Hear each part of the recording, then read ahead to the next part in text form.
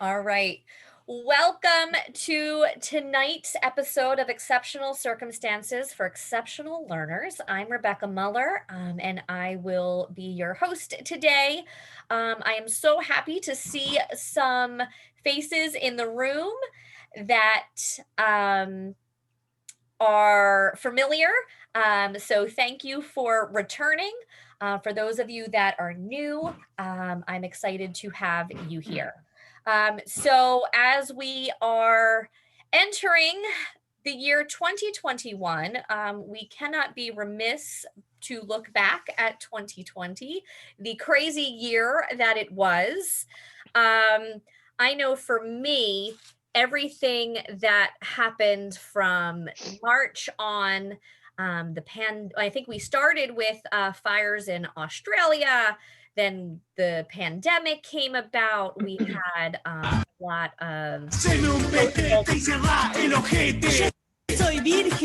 No te creo un sorete. Te manda la parte y el culo.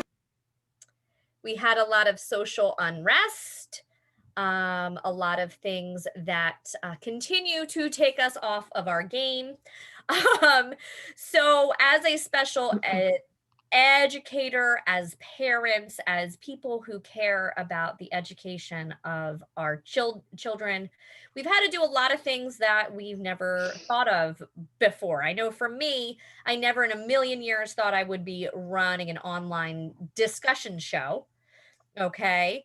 So, what is interesting is just how, for me, I had to just dive into work. When things got scary, I needed to find a way to have something be better, to just have a little bit of hope. And what I've been able to find is this amazing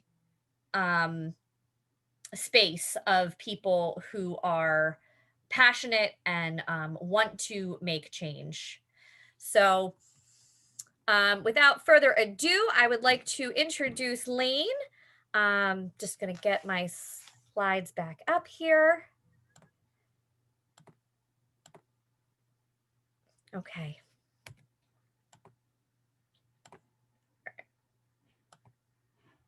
All right, your pictures are not coming up. I'm not sure why. Here we go. Oh, all right. It's just one of those nights. All right, Lane, why don't you just jump in and tell us a little bit about yourself, and we'll kind of talk about how we got here and all the things that we have planned tonight. It's been one of those nights. Thank you, Rebecca, for the intro and having me here. Thanks, everyone, for taking the time to be here. It's nice to see some of you on the screen and just be together. I know 2020 has been kind of a crazy year, and it's a pleasure to be here. I just wanted to first start out, just give a little bit of background about myself and the different perspectives I'm bringing, and then I just have a couple PowerPoint slides I was going to go over. And then we can just open it up and kind of have a casual conversation, because it kind of feels like one of those kind of days. So, so I have the pictures that were supposed to be on the screen are of my family. I live up in Washington State. I see we have somebody from Tacoma, Washington. I actually grew up in Tacoma, Washington. I live in Burien, Washington right now with my 4 boys. 2 of them are in college right now. One of them's over in the Rochester, New York area at RIT. The other one's at Gonzaga University. I also have 2 middle schoolers. 3 of them have disabilities. 2 of them, my oldest and my youngest, are deafblind. And then I have an 8th grader that has ADHD and pretty severe learning disabilities. So I've been to a lot of IEP meetings. My background was not initially in special education, but because of my experiences as a parent, I decided a few years back to go back to school and get my PhD in special education, just because of some of the challenges that I've experienced. And I really was interested in being in the field. So graduated about a year and a half ago, and I primarily do family research. My dissertation is focused on collaboration. And so through this time, this is something that's sort of really come about in 2022. There's so many challenges. Everyone's talking about challenges, but for me, I wanted to kind of think about the collaboration part of it and like how can we work together to like make sure students' needs are met. And so I know all of you guys can probably relate that that was more important than ever before in 2020. Just that being together and working together and the relationships and all of those things. And so so this year, I actually had the opportunity to be be a research analyst at a research center called the Center on Reinventing Public Education. And I, like I said, primarily focus on families and special education research. But back in March when COVID hit, pretty much our whole entire research center was kind of in the forefront of analyzing reopening, closure plans, reopening plans. We were following 126 districts and charter schools across the country and just how they were responding. And so what I was looking at was how were they responding in regards to special education. I was just looking for any sort of like bit of special education in there. And then over the summer, the spring, I actually interviewed many parents about their experiences in COVID, and also a bunch of educators as well. And so Rebecca reached out to me. She read one of my blogs about how I was mentioning that it was both as a parent and a special educator about the fact that we can't let special education be an afterthought. And I'm going to talk a little bit about why I said that and what led me to that. And I also am, so I have it up right now. I am going to put the link to that in the chat so that you have it. This idea is very much why I even thought to start this group, is because it should be at the forefront of all of our conversations when it comes to schools, and it definitely wasn't. So you can talk a little bit more about that. Yeah. And I'll put the link in there. Yeah. So I'm going to get into, so what I'm going to talk about today is I'm just going to give some context about some of the challenges. I know you guys, a lot of you are special educators, so you know what I'm talking about, but I wanted to give some context on like how I ended up with some of these bright spots and things that I did find that are working. And I'm going to share a little bit about my personal experience as a parent too, just because I wear both of those hats. And so I was going to spend just a few minutes. There's a couple slides about just about our research and what we found in the spring, summer, and fall, and then share a little bit about my personal experience along the way as well. But feel free if you have any questions along the way. I'm going to spend like 15 minutes kind of going through these slides, and then we'll just open it up for questions. So what Rebecca was mentioning was the fact that, yeah, I did write this blog about the fact that special education was an afterthought. The reason I did that is because, like I mentioned, I went on every district website of these 126 and just was scouring through any mention of special education. In the spring, very little mention of special education on any of the district websites, unfortunately. No surprise, we didn't have a lot of time to plan. So there was unexpected school closures. It asked districts and schools to really like do all of this with little warning, little notice. Some districts took months to provide comprehensive learning programs. Others never came through. I talked to many parents, for instance, in some districts that maybe there was paper packets that were coming home. Sometimes there was absolutely not even that. On the other side of it, some were doing a lot of synchronous instruction in spring and had pretty comprehensive programs in place. So there was a very large disparity.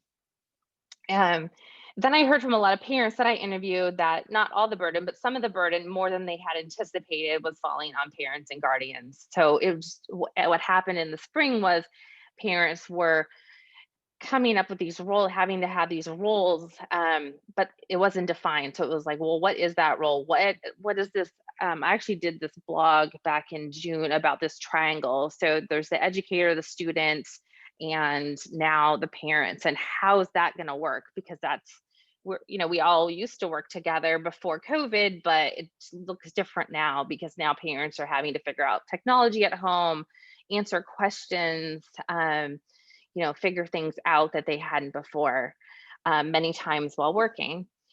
And then too many students with disabilities did not receive services and supports just because it wasn't safe to do so. Next slide.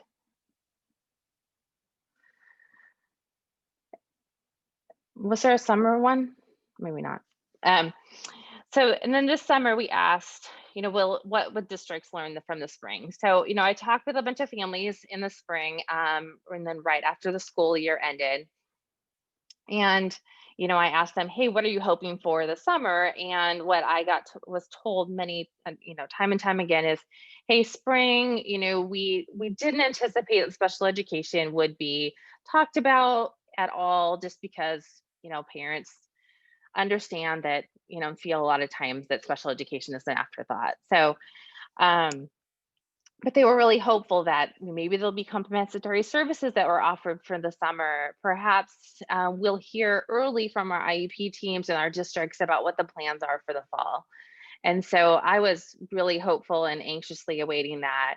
Unfortunately, as I was seeing these district plans come out quite late in the summer for what the fall was going to look like, there just wasn't, there were some obvious signs of improvement, but really very few districts were fully prepared to figure this out in the fall, particularly in regards to special education. I talked to many special educators as well that just said that, up until like right before school started, they really didn't know what the plans were as well. Some districts and schools, did better than others, had better communication plans with families. Some districts and schools were reaching out to families early, but for the most part, there was just really very minor mention of special education in these reopening plans that we were analyzing. It's funny because there was one state that I just kept coming up, and I think it was like South Dakota.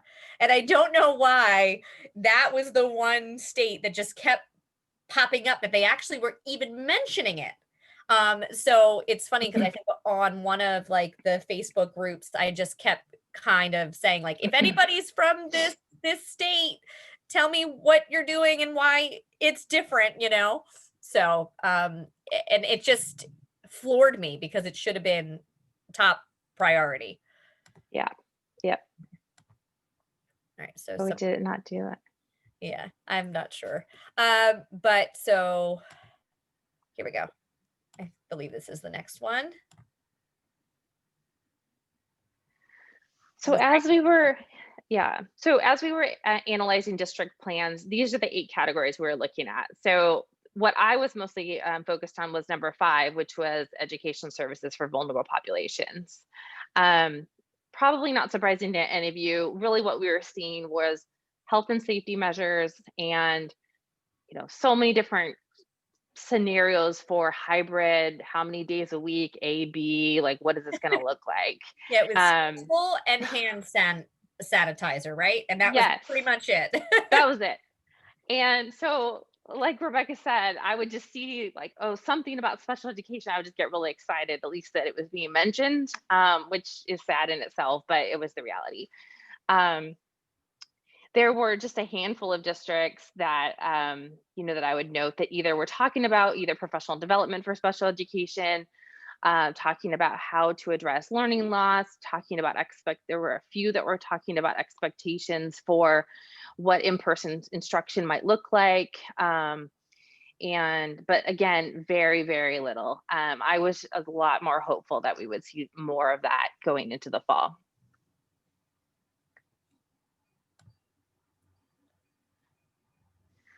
I think we missed a slide, maybe.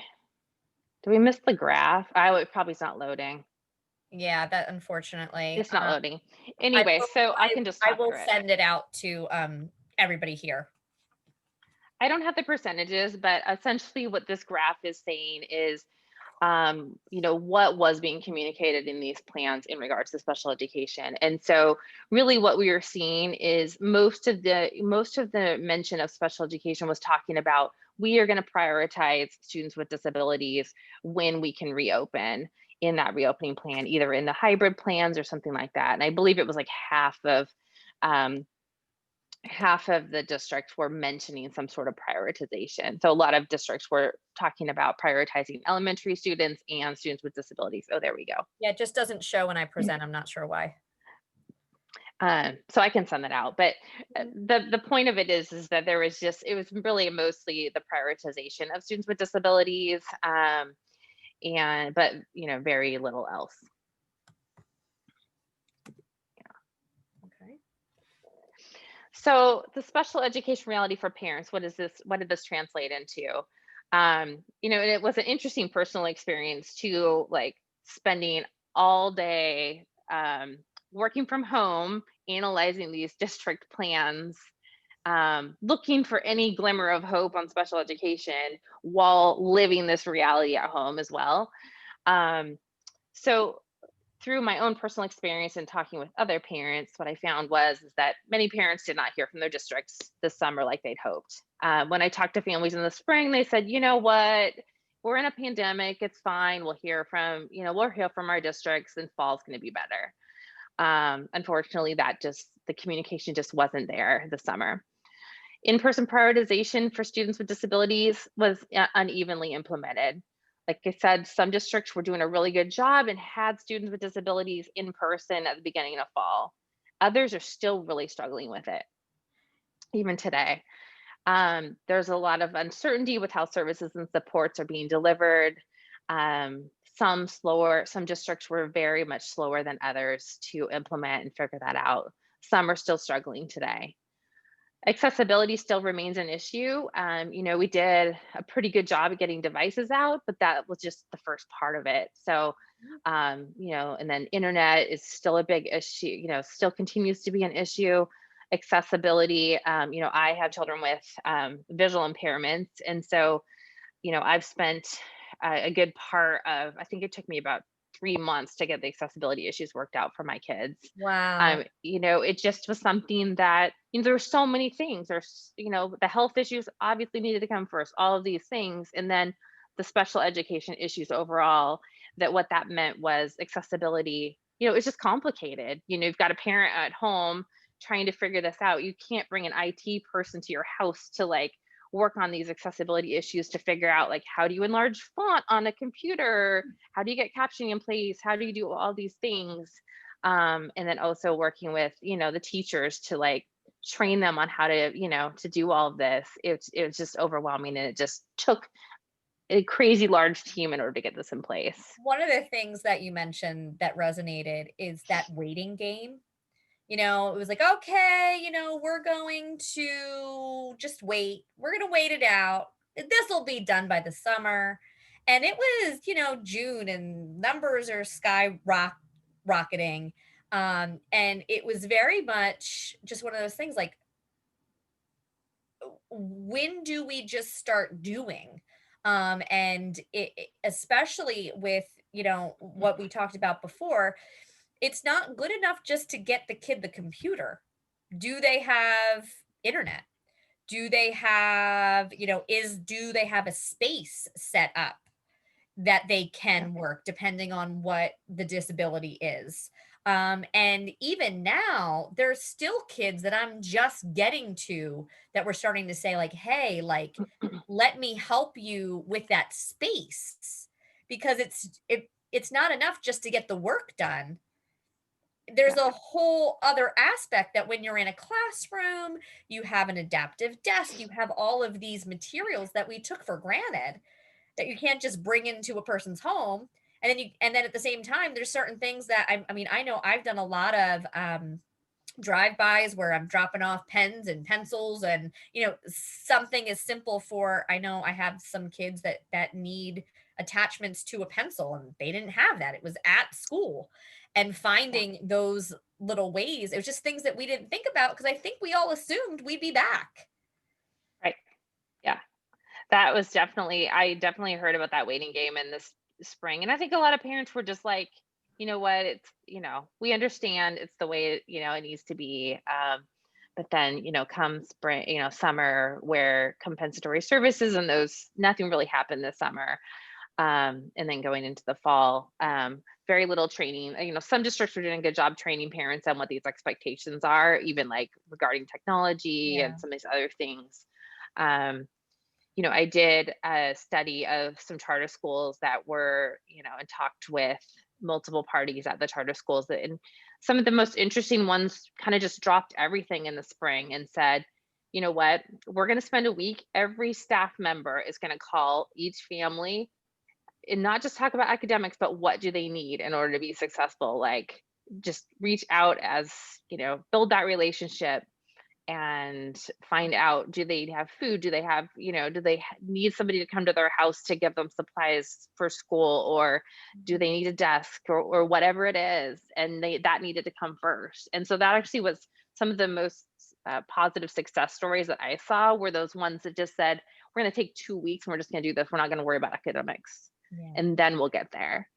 And I think we're still struggling with it in fall.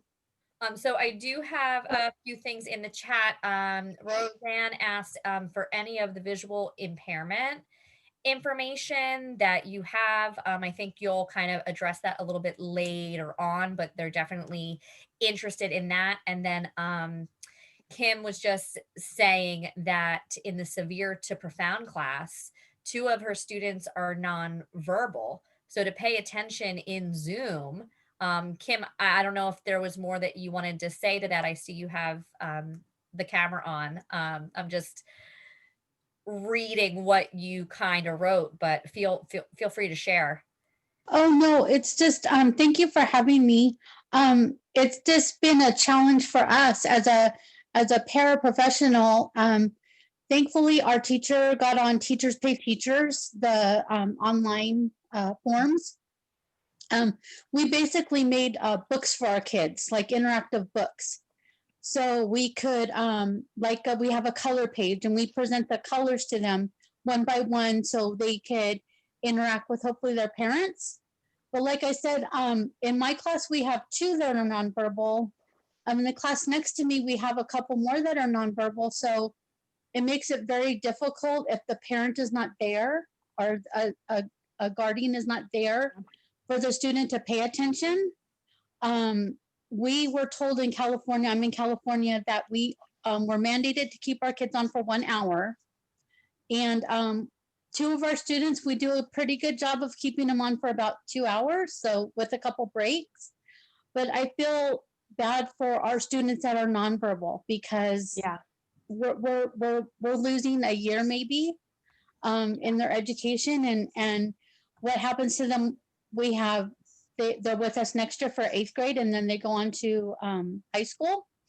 And unfortunately, our high school systems are not very good with the kids who are nonverbal and have more severe disabilities. So they kind of get put in the corner, so to say. And so I think thank you for letting me share. Just like I said, it's just been a learning experience for all of us. We've kind of learned that how we want to run our class when we do get back face to face. We've kind of taken this as a learning curve. Hey, we like the way this is running on Zoom. Maybe we need to do this when we get back to the class. But I just really feel bad for the kids that are nonverbal, the nonverbal kids and the parents, because their lives are already difficult. And now they have their child there 24/7. They don't have that break for themselves too. Yeah. I Kim, I'm know. glad you brought that up. I talked to a bunch of families in spring about that, that were in this situation, and the fact that their districts thought that they just sort of had opted out of all this and just sort of disappeared. But it wasn't that at all. It was just that they couldn't, it wasn't feasible for their kids to be online, and it wasn't, they had to be there with that child every minute of the time to make it work, and it just wasn't possible because they were nonverbal or didn't have the tools necessary. They didn't have supplies to learn do anything else besides just being on Zoom, and it just wasn't going to work. And so Right. But I think that's kind of where we're going with this, is that there was so many hardships, so many things that we had to pivot and come back to and rethink and do it quickly. And depending on how your district supported you, it was really hard. And I think they kind of I think going forward, we need to find the things that did work and then improve upon those. One of the things that was mentioned was just communication with parents. I know for me, I considered myself pretty good at communicating with parents. You know, we saw each other at the IEP meeting and before report cards, but I realized there was a lot more that even the parents weren't aware of about their student or their Yeah. child. I should say. So was that because I didn't communicate it well enough? Was there something else we could have been doing? You know, I think parents became a lot more aware of just where their children were, how severe some of the issues are, that it's not just something that happens in school, it's because of writing. Like, wow, I really see, like, anytime there's a writing task, he's completely off. And well, why is that? And it's that team and that collaborative effort that should happen regardless. But when they're in front of you, we just kind of take care of it. We take care of Right, it, we right. move on. There's things that I do that I might not think about, that I need to now verbalize to a parent, say, oh yeah, I do actually like always check in and make sure that I'm on his left side and on his right side. Like, there's certain things that you just don't think about, that if we can communicate that and make sure that everybody knows what works best. And especially, you said in the high school, so now a lot of times they're working with so many different faces. How can we make that work better? You know, Right. and it's definitely something that it's not just a Zoom world issue. It's been an issue forever, but now we don't have a choice but to communicate, but to make Right. sure that it's working, because we see the failures a lot brighter. So I know go ahead. I know the Franklin Pierce School District, they've been struggling with their support center kids.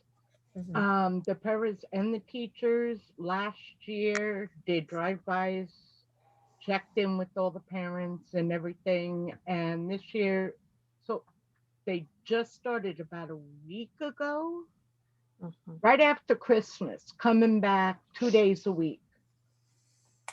And in another couple of weeks, they're going to come back 4 days a week, all day. And they're starting to slowly build it Yeah. up. But I know from being there from the beginning of this school year, I've helped the support center. I work from a one-on-one paraeducator up to a support center and now up to resource. I mean, I've done it. I've done it all. I support center is my my passion, but because Mhm. of my disability and my shoulders, I can't do it anymore. I would love Yeah. to be back. Um, but I know that they are trying to reach them and they're trying to reach the resource kids. Those kids are having a hard time struggling. Yeah. They can't type. Uh, they have um, they made hot spots throughout the district for the kids so they could get Mhm. online. Yeah. I've seen some kids that couldn't get online sitting at school outside at little tables we have and chairs, Yeah. um, working. And I'm going, guys, you're not, well, I couldn't get online and I need to do my work. And I went, okay, that's Yeah. fine. Yeah. But I think it's a pretty common experience, unfortunately. yeah, I mean, it's really hard. And as a paraeducator working with the resource kids, I am struggling. Yeah. I mean, Yep. with my kids getting online and trying to learn, I mean, it's like they're not. I'm Yeah. sorry, they're not. Mhm. Yeah. They're not learning. Um, I could hear games in the background playing and everything else. So So I would love to get back to the things that have worked and how we can continue to kind of build on those. Yeah. So this slide is just overall, like from what I learned at the research center I was working at, and then the next slide after this is about my personal experience and talking about what worked. So Rebecca earlier on said that I did write a blog about special education cannot be an afterthought. So what really does work is to make sure that special education is at the forefront, that someone who's included, a special educator is included at the planning meetings, included at developing these plans, included and figuring out and talking to those families about what those needs are. That it's because what's good for special education is good for all students. So we need to start there and not think about it last. So these things that I'm talking about are based on that study that I, was talking with special educators and families at certain schools. What really worked for them is to build in collaboration time for general and special educators to do some of these other things I'm going to talk about because all of this requires collaboration. Listening to students' needs and developing individualized solutions to meet these challenges. So it's the individualized part that I think is really important because we can't just, I think we went into fall thinking, oh no, spring didn't go well. We need to do better in fall. But what that meant overall, not just for special education, but overall was this, it felt like more of a one size fits all, but it's not a one size fits all. I mean, we were just talking about these kids that have additional needs that can't be on Zoom. So you can't just do, this is what we're going to do for all of our students with disabilities. And so that's what we saw.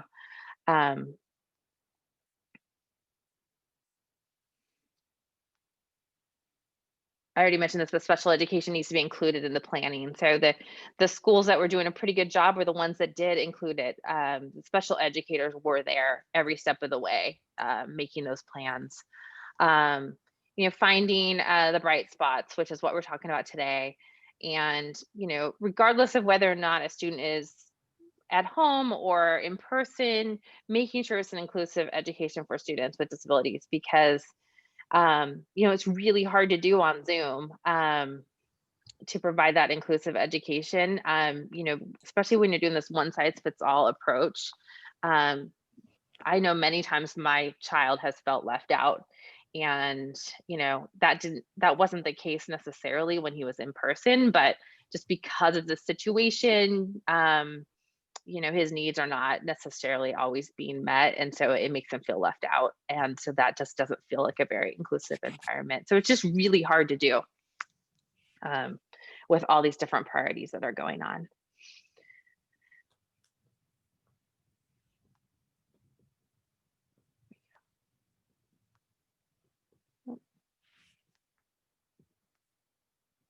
Did I get to all those? So I wanted to just share a little bit about kind of our story. Back in the spring, I'm going to talk mostly about my 7th grader, and he's the one who is one of my kids who's deafblind. He's not completely blind. He is low vision at this point, and he was born profoundly deaf, but hears with some hearing devices. He had just started a new school right before COVID hit, and obviously that did not go so well, literally like a week before COVID hit. So we ended up moving him back to his existing school.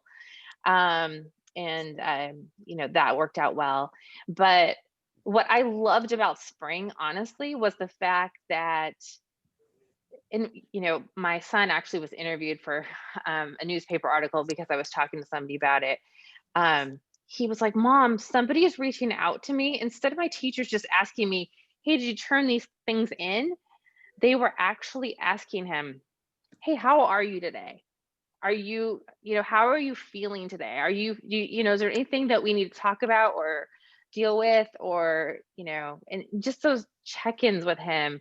he goes, that was the best thing ever. It wasn't just, I just didn't feel like people were just asking me about like academics and like, why didn't you do something, or like that kind of a thing. They just cared about me personally. And so that was the cool thing to like hear him say that. What a huge thing too, right? Because we might think that we do that, but when you get into the mix of teaching and needing to meet the goals and needing to, like we might not realize that we didn't stop just to say, hey, how are you? Yeah. And that's the one thing when the reporter asked him, he says, what's one thing you wish happened all the time? And he goes, I actually really like this environment right now because the teachers ask me how I am.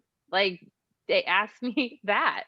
And, sometimes it gets lost, right? Like in the daily shuffle, it just gets lost. And, you get to school and it's like, get out your notebooks, let's go. And, the special ed teacher, he's in a mainstream setting. And so the special ed teacher kind of supports and does that. But, it's sometimes they're just too busy and it just doesn't happen. And so that was my cool takeaway from the spring, is how important that was to him. And a little And tip so, and trick for those of you who are supporting in a class. I have had the best conversations with kids that when they're in person, don't say 2 words. But when I message them individually on Zoom, which is why I prefer Zoom from the Google Meet, by having those private little interactions of, hey, happy new year, what's up, they have opened up so much more. And I feel like I can develop those relationships even though they're not in the room.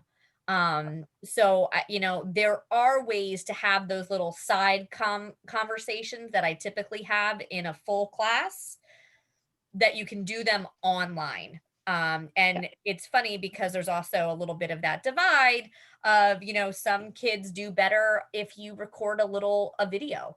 Mhm. Yeah. And with like Loom, you can do it. It's free for the first 5 minutes. Sending a personalized little thing. Hey, just thinking about you. Even if it's listing the things that they're missing instead of another email, just making that connection. Like, wow, she took the time to do that for me.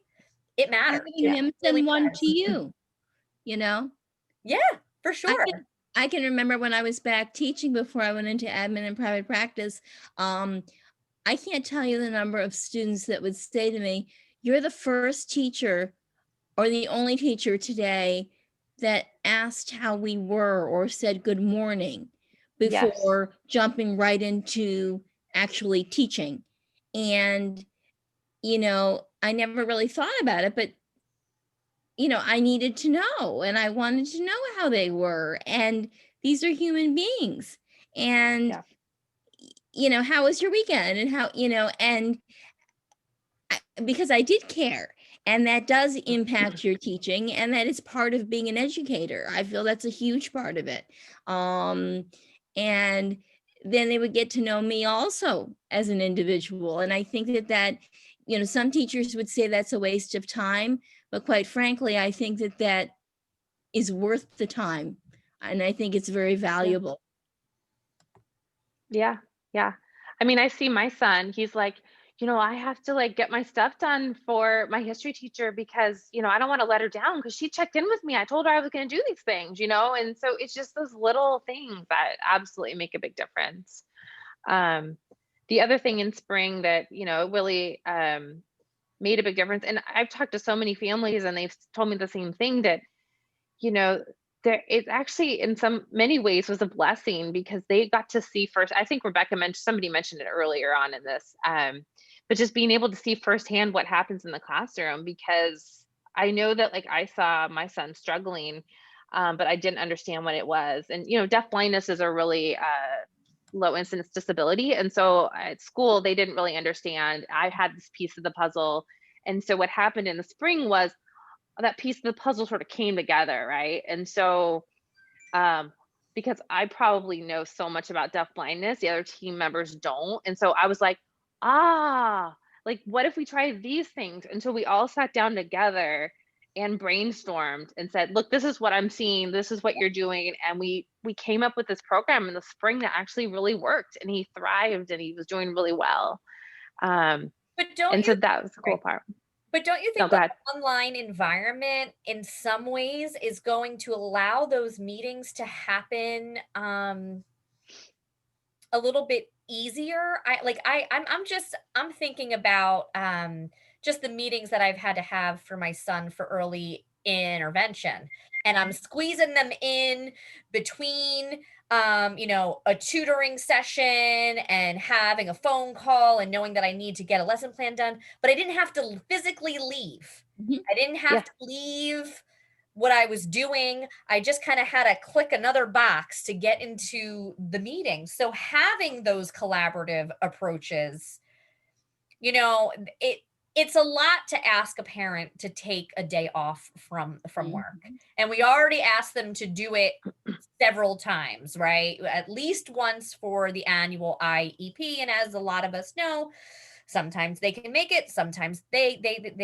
can't. And they'll try to do a phone conference, but there's something about having everybody in the room and having a face present and to having that collaboration, because I know sometimes I don't meet the parent or see the parent. We might talk, but I might not know who they are if I pass them in a grocery store, because I won't see them until, if they don't come to the back to school night, maybe I see them in March when the IEP comes.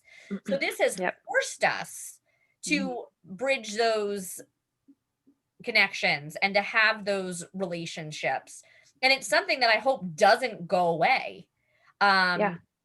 It's, just the fact that we're all here right now from different parts of the country, is empowering. And if we could take this and then be able to, let's say I have a question about visual impairment, Mhm. I don't have to fly out to Washington to go meet Lane, Right. right? Yeah. So and that's the part that I'm so excited about is that while we've had this technology, this is not new technology. We've had it. We just haven't harnessed it in a way to benefit the children, because that's the end game, right? We Yep. gave them all computers and then put them onto programs that still, a computer doesn't individualize the way a person can. I'm sorry, it just Yeah. does.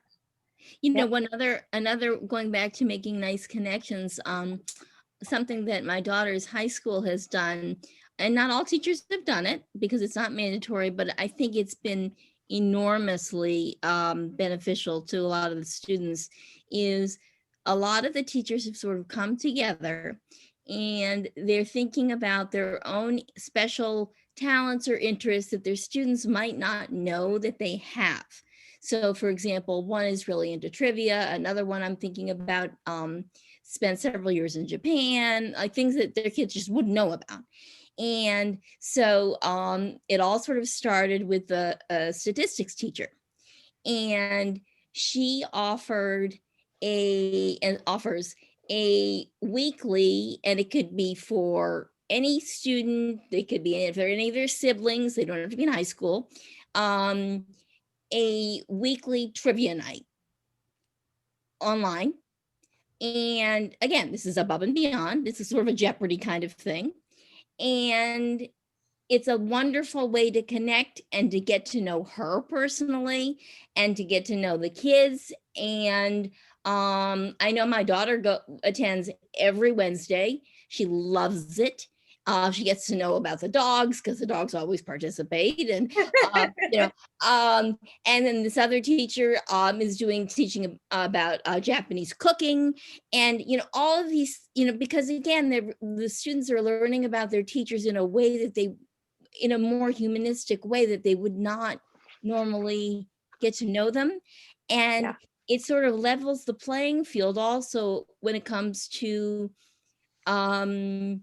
academic ability or disabilities and challenges. And there are these wonderful connections being made. And yes, it takes more time. And yes, it's a challenge and it's a lot of work. But think of what it does in the long run. And Yeah. it's just very rich.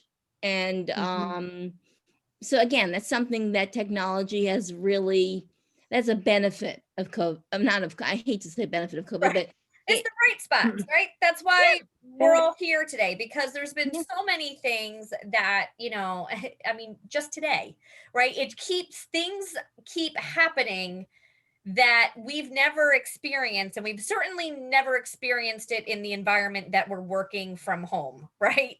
I and never so thought easy that to this do. guest room slash playroom slash storage room is going to be, I mean, this is just our spare room, but it's become so many other things, and has to be so many other things at the turn of a dime. Right. And I just feel like, if we can harness all of the good, the fact that it really mattered when a teacher checked in, it made the parents and the teacher recognize what ability is, kind of the nuances of them. Because the reality is, even if we were in person, their field there, when they do get careers, this is kind of the wave of the future. We've been talking about 21st century learning Mhm.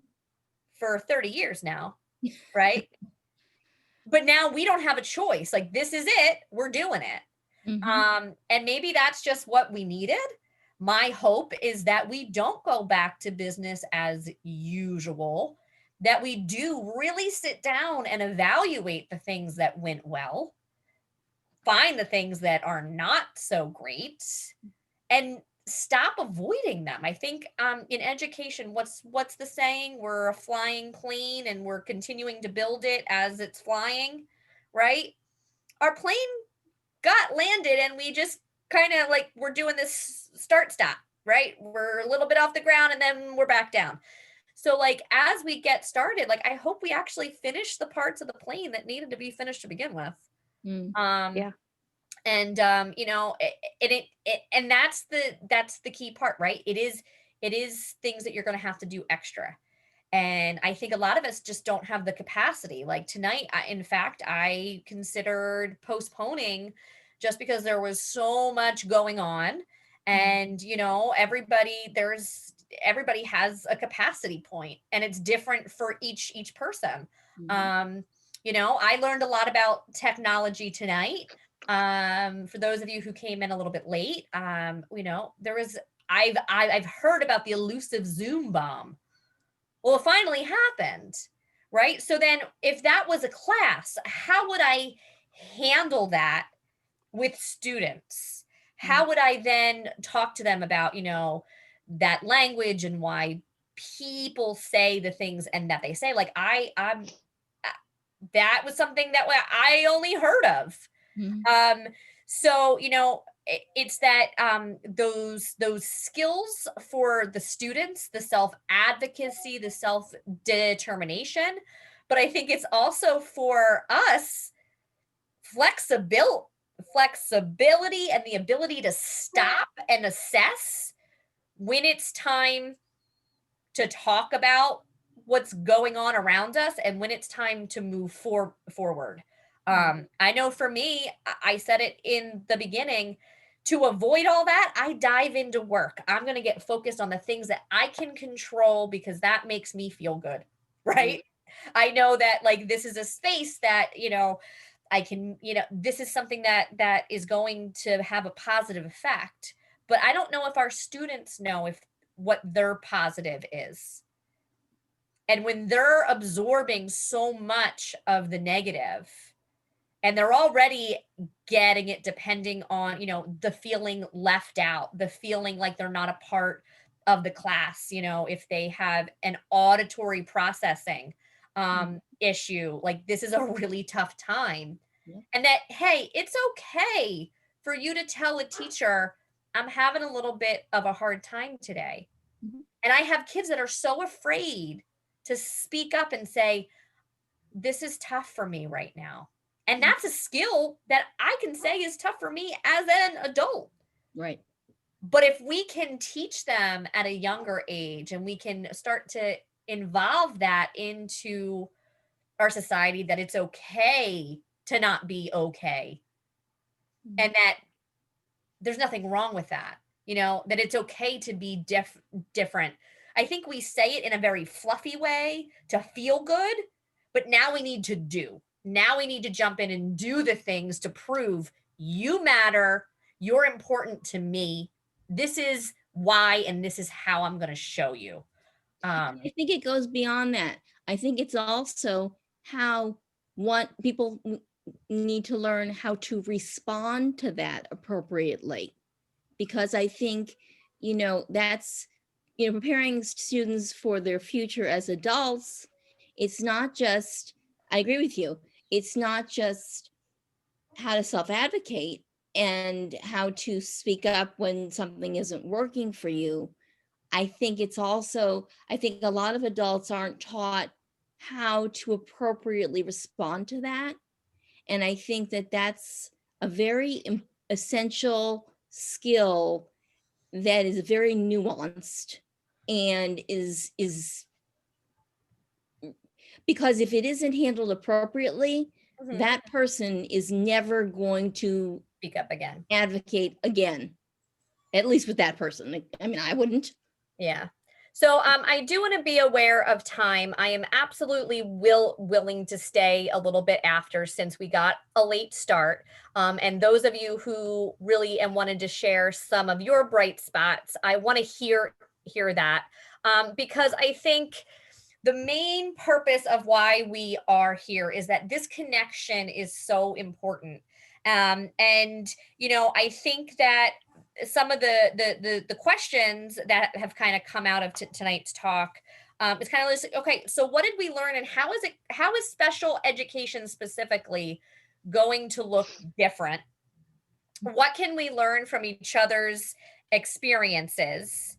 And then also, how can this space help you? And also, how can you help us to continue to grow, to get the people who maybe feel like they're not heard, or they're starting to feel like the winter blues of just like, what does this all mean? I want this to be a place where people can, talk, get ideas, talk to people in the field. I mean, Lane did the research. I can't wait to dive in. I know I gave the link to the initial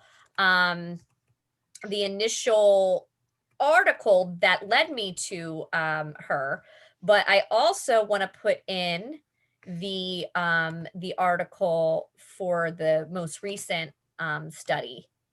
And if you just want to talk a little bit more about that, I know you mentioned it, but I want to make sure that this is in there as well. Yeah, I think we're probably okay about it. Okay. I just went to looked at 5 charter schools, and it really comes down to like individualization, working together, all of those things that we already talked about. Feel free if you dive in and you have any questions, I'm happy to answer them. My big takeaway just through all of this is that, and I heard it from like this study and like everything, like personally and everything, is that yeah, there was definitely a lot of hard in 2020. But I wouldn't change it for anything. I mean, I've learned so much as a parent. I know that like a lot of special educators have learned so much. And the coolest thing is just that I think the communication, the relationship, I had great relationship with my IEP team. But I was talking to somebody the other day and I'm like, well, we figured like we, the IEP team, forgot, like, wait a minute, we the IEP team, like you're the parent. I'm like, yeah, but we worked together and we figured this out. And they're like, you honestly mean that? I said, yes, I honestly mean that, because we all needed to like figure this out. And just the flexibility and the knowledge that we all, I think, learned throughout this.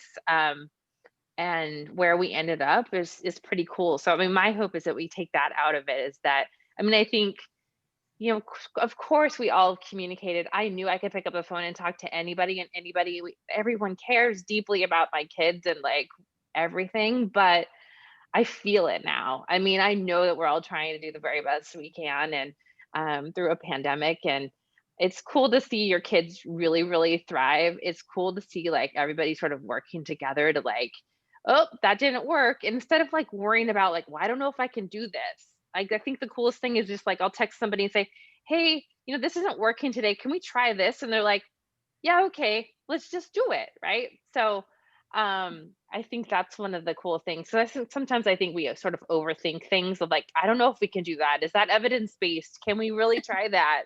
But particularly like for my kids, it's like low incidence disability. Like there's just not a lot of research, evidence based out there. So let's just give something a try and see if it works. There's also And not a lot of evidence on pandemic education. So anything we do right now, we are living history. We will live to tell the stories of what came of it. And because even if you look back in 1920, school was just starting to be compulsory and not for everybody, and it certainly is not what it is today, where the school institution is not just about the math and the language arts, but it is the services of OT and speech. It is food. It is all of these things that are provided. And so, we've always had to think of ways to include the special ed community. But I think now it's not just about making sure that they're a part of it. Let's make sure that they are at the center. And that because one thing that I wanted to bring up was just like it still kind of doesn't register. And somebody who I talked to recently, why, like, I understand that in person we think is better, but at the same time, why were some of the most immunocompromised kids being told to go back to school first when we didn't know enough about this disease? It really makes me go, why are we doing this? And I think parents were really torn because I want my kid to get an education. I'm stressed out because I'm working from home and I can't provide for them. And, for some kids, it made sense. It really did. But at the same time, like, we don't know enough about all this. I've heard about kids who have had it, and there's a lot of things coming out about the brain inflammation and what that's doing. Like, there's just so much that we're not there yet. And vaccine is great for our health workers, the elderly. I know, like in our state, the teachers are next in line, but there's no research for 16 and under. So what does that mean for our kiddos? And so there's just still we're just because 2020 was what it was, none of this is going away.